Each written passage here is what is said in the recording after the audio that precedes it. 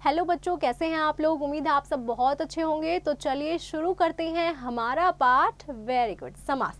अब समास क्या होता है? कंपाउंड भी जिसे हम बोलते हैं। समास शब्द का अर्थ है संक्षिप्त करने की विधि। यह शब्द निर्माण की एक प्रक्रिया है। इस प्रक्रिया को समासीकरण या समान बनाने की प्रक्रिया कहा जाता है। इसमें दो या अधिक शब्दों के बीच में आने वाली विभक्ति चिन्ह को हटाकर नया समासिक शब्द बनाया जाता है। अपनी बात को कम से कम शब्दों में कहना भी एक कला है। एक से अधिक शब्दों के मेल को समास कहते हैं। मतलब हमें क्या बताया गया है बच्चों कि समास क्या होता है? बेसिकली जो हम किसी चीज को संक्षिप्त कर देते हैं, पूरा कर देते हैं, उसकी विधि होती है। ये एक निर्माण की प्रक्रिया होती है कि जब हम शब्दों के मेल बनाते हैं कि जिससे कम से कम शब्दों में हम अपनी बात को कह सके, वो क्या होता है बच्चों? उसे हम समास कहते हैं। इसकी परिभाषा क्या है बच्चों? दो शब्दों को जोड़कर उसके विभक्ति चिन्ह का लोप करके जब एक नया शब्द बनता है उसे हम क्या कहते हैं? समास कहते हैं। जैसे माता और पिता, माता पिता। पद, समास के कितने पद होते हैं बच्चों? दो पद होते हैं, एक पूर्व पद और दूसरा हमारा उत्तर पद। जैसे माता पिता में पूर्व पद हमारा माता है और उत्तर पद हमारा पिता है। अब समास विग्रह देख लेते हैं बच्चों। जब समास के सभी पदों को अलग अलग किया जाता है उसे हम समास विग्रह कहते हैं। मतलब बच्चों जब हम उसके पूरे सारे जो मीनिंग है उसको अलग से करके लिखे तो उसे हम क्या कहेंगे? समास विग्रह कहेंगे। जैसे माता पिता का क्या हो जाएगा बच्चों? वेरी गुड, माता और पिता। अब बच्चों समास के हमारे कुछ भेद होते हैं। समास के हमारे अर्थ के आधार पर समास के हमारे 6 प्रकार होते हैं। सबसे पहला है बच्चों हमारा तत्पुरुष समास। जिस समास में पूर्व पद विशेषण का कार्य करता है तथा उत्तर पद प्रधान होता है उसे हम तत्पुरुष समास कहते हैं। मतलब बच्चों कि जो पूर्व पद है वो हमारा विशेषण का काम करेगा और जो दूसरा है वो हमारा प्रधान का काम करेगा।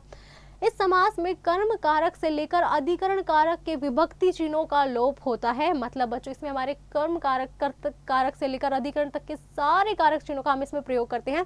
विभक्तियों के आधार पर तत्पुरुष समास जो है वो हमारे कितने तरह के होते हैं बच्चों? वेरी गुड, 6 भेद होते हैं। कर्म तत्पुरुष, कर्ण तत्पुरुष, संप्रदान तत्पुरुष, आपदान तत्पुरुष, संबंध तत्पुरुष, अधिकरण तत्पुरुष। सबसे पहले है बच्चों हमारा कर्म तत्पुरुष। कर्म तत्पुरुष में हमारा क्या होता है? जिस समास के कारक के विभक्ति चिन्ह को का जब हम लोप करते हैं तो हमारा कर्म तत्पुरुष समास होता है बच्चों।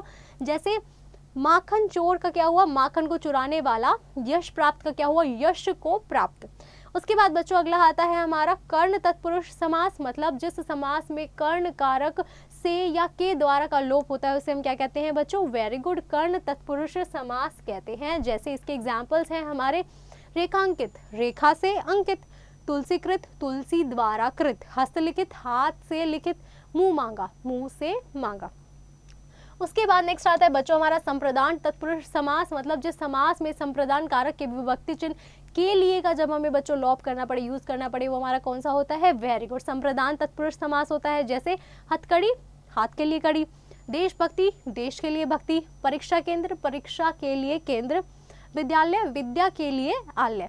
उसके बाद बच्चों नेक्स्ट है हमारा अपादान तत्पुरुष समास। मतलब जिस समास में अपादान कारक की विभक्ति से अलग होने का अर्थ का लोप होता है उसे अपादान तत्पुरुष समास कहते हैं बच्चों। जिसमें हमारा से का यूज होता है। जैसे भयभीत, भय से भीत, पदमुक्त, पद से मुक्त, रोग मुक्त, रोग से मुक्त, जन्मांध, जन्म से अंधा।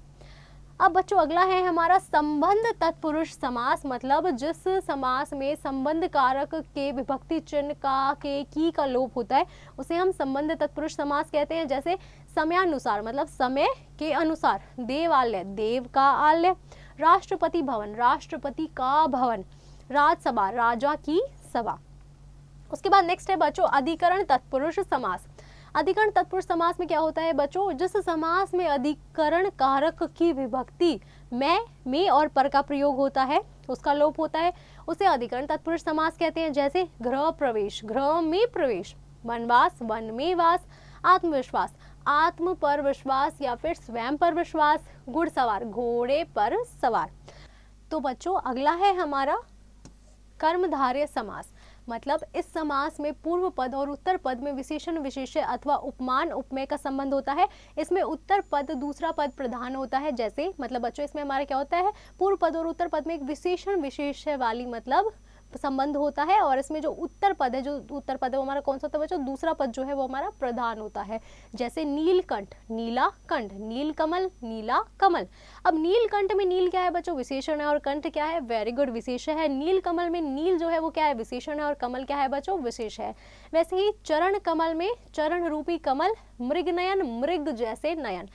चरण कमल में कमल हमारा क्या है बच्चों, उपमान है, और चरण उपमेय है। मृग नयन में मृग हमारा उपमान है, और नयन हमारे क्या है, उपमेय है। अतः कर्मधारय समास है। अब कमल नयन मतलब कमल के समान नयन, घनश्याम, घन के समान श्याम, महाराजा, महान है जो राजा, भला मानस, भला है जो मानस। उसके बाद बच्चों नेक्स्ट आता है हमारा द्विगु समास, मतलब जिस समास पद का पहला पद संख्यावाची हो तथा समस्त पद समूह का बोध कराता हो, एवं समास विग्रह करने पर समूह या समाहार शब्द का प्रयोग हो, उसे हम क्या कहते हैं बच्चों, उसे हम द्विगु समास कहते हैं। मतलब जिसमें हमें संख्या का प्रयोग हो, जैसे तिरंगा, 3 रंगों का समूह, समाहार। चौराहा, 4 राहों का समूह, समाह या समाहार। नवरात्र, 9 रातों का समूह। चौमासा, 4 मासों का समूह। इसमें पहला शब्द जो बच्चों आपने देखा वो कैसा है, संख्यावाची है, अतः यह कौन सा है, वेरी गुड, द्विगु समास है।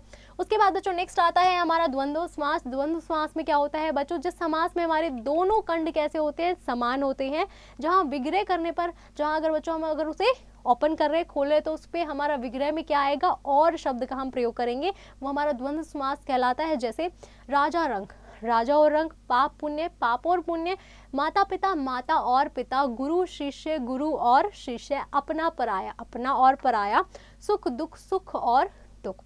उसके बाद बच्चों अगला है हमारा अव्ययी भाव समास, मतलब जिस समास का पहला पद हमारा कैसा होता है बच्चों, अव्यय होता है, और दूसरा पद कैसा है, संज्ञा है।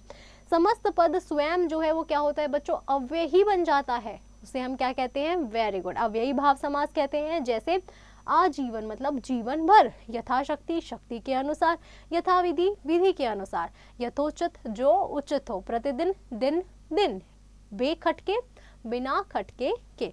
उसके बाद बच्चों नेक्स्ट है हमारा बहुव्रीहि समास, मतलब जिस समास के दोनों पद में कोई भी पद जो है बच्चों वो प्रधान नहीं होता है, अपितु तीसरा ही पद जो है बच्चों क्या हो जाता है, हमारा प्रधान हो जाता है, और समस्त पद किसी अन्य अर्थ का हमारा क्या होता है, वाचक होता है, उसे हम क्या कहते हैं, वेरी गुड, बहुव्रीहि समास कहते हैं। निम्नलिखित समस्त पदों तथा विग्रहों पर आपको बच्चों ध्यान देना है। जैसे चक्र पणि, मतलब चक्र है पणि में जिसके, श्री कृष्ण जी। नीलकंठ, नीला है कंठ जिसका, शिव जी। पीताम्बर, पीता है, पीत है अंबर जिसका, मतलब श्री कृष्ण जी। दशानन, दश है आनन जिसके, मतलब रावण। चतुर्मुख, 4 है मुख जिसके, मतलब ब्रह्मा जी। त्रिलोचन, 3 है लोचन जिसके, शिव जी। लंबोदर, लंबा है उदर जिसका, गणेश जी। वीणा पणि, मतलब वीणा है पणि में जिसके, सरस्वती माता। अब कई बार ऐसे समस्त पद मिलते हैं बच्चों हमें जिनके वाक्य में शंका हो सकती है कि ये पद जो है बच्चों हमारे बहुव्रीहि हैं, कर्मधारय हैं, या द्विगु समास के किसके उदाहरण है, हमें समझ नहीं आता। तो इस बात का निर्णय हम उसके विग्रह को देखकर जो है बच्चों वो कर सकते हैं। जैसे सबसे पहला कौन सा है मैम, पीताम्बर, मतलब पीला है अंबर जिसका, कैसा हुआ, वेरी गुड, बहुव्रीहि। पीताम्बर में ही पीला अंबर जो है वो कैसा हो गया, कर्मधारय हो गया। त्रिफला, तीनों फलों का मुंह, द्विगु हो गया। त्रिफला, 3 फलों वाली औषधि, बहुव्रीहि समास। अब बच्चों संधि व समास में भी जो अंतर है वो आप देख लीजिए, कहीं आप कंफ्यूज ना हो। संधि क्या होता है बच्चों, वर्णों का मेल होता है, समास शब्दों का मेल। संधि में वर्णों के होने पर कारण, विभक्ति या अव्यय का प्रयोग नहीं होता है। समास के प्राय पदों के बीच कारक या अव्यय का हमारा समास विग्रह करते हुए प्रयोग होता है। समस्त पद का यह लोप हो जाता है। जैसे इसके एग्जाम्पल है, विद्या जमा आलय से क्या बना बच्चों, विद्यालय। विद्यालय, इसमें क्या होगा, विद्या के लिए आलय, संप्रदान, तत्पुरुष समास। अब बच्चों समन्वय तथ्य देख लेते हैं। समास शब्द का अर्थ क्या होता है, संक्षिप्त करने की विधि। जब समास के सभी पदों को अलग करके अलग अलग किया जाता है तो समास विग्रह कहते हैं। अर्थ के आधार पर समास, वेरी गुड, 6 प्रकार के होते हैं। चलिए अब हम अभ्यास करते हैं। पहला सवाल है, सही विकल्प के सामने आपको क्या करना है बच्चों, सही का चिन्ह लगाना है। समास में किसका मेल होता है बच्चों, वेरी गुड स्टूडेंट्स, मैम शब्दों का। ऐसे ही बाकी सभी आपको स्वयं करने हैं। अगला है बच्चों, सेकंड है, निम्नलिखित समस्त पदों का विग्रह करके आपको उसके समास का नाम लिखना है। नीलकंठ क्या होगा बच्चों, वेरी गुड, नीला है कंठ जिसका, शिव जी। कौन सा समास है? वेरी गुड स्टूडेंट्स, बहुव्रीहि समास। ऐसे ही बाकी सभी आपको स्वयं करने हैं। अगला है बच्चों, सही कथन के सामने आपको सही या गलत के सामने क्रॉस का निशान लगाना है। कर्मधारय समास में विशेषण विशेष्य का संबंध होता है बच्चों।